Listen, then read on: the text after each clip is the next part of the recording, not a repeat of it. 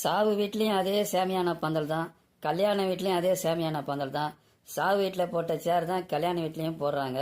முந்தின நாள் இளவு வீட்டில் போட்ட சேமியான பந்தல் தான் இன்னைக்கு பெரிய தொழிலதிபர் கட்சியில் சேர்ந்து அவர் பதவியேற்பு விழாவுக்கு சேமியான பந்தல் போடுறாங்க. இப்படி எடுத்துக்கலாமா? கூடிய சீக்கிரம் அவர் சிவலோக பதவி அடைஞ்சிடறாருன்னு. ஏன்னா அந்த சேமியான பந்தல் தான் முன்னாடி இளவு வீட்டில் போட்டிருக்காங்க. இதுக்கு என்ன தீர்வுன்னு பார்த்தீங்க அப்படின்னா, சேமியானாவை நம்ம துவைச்சி காய வைக்க முடியாது. நம்ம ஃபங்க்ஷனுக்கு வர சேரையாவது வாட்டர் வாஷ் பண்ணி ஒரு மஞ்சள் தண்ணி தெளித்து நம்ம ஃபங்க்ஷனில் அதை யூஸ் பண்ணிக்கலாம். ஏன்னா அதுக்கு முந்தின நாள் எந்த வீட்டுக்கு போயிட்டு வந்திருக்குன்னு தெரியாது. அதுக்காக சொல்கிறேன். செத்தவங்க வீட்டுக்கு போயிட்டு வந்த அதே சமையல் பாத்திரம் தான், அதாவது செத்தவங்க வீட்டு 16ஆம் நாள் காரியம் பண்ணுவாங்க இல்லைங்களா, அந்த காரியத்துக்கு போயிட்டு வந்த அதே சமையல் பாத்திரங்கள் தான் கல்யாண வீட்டுக்கும் வருது.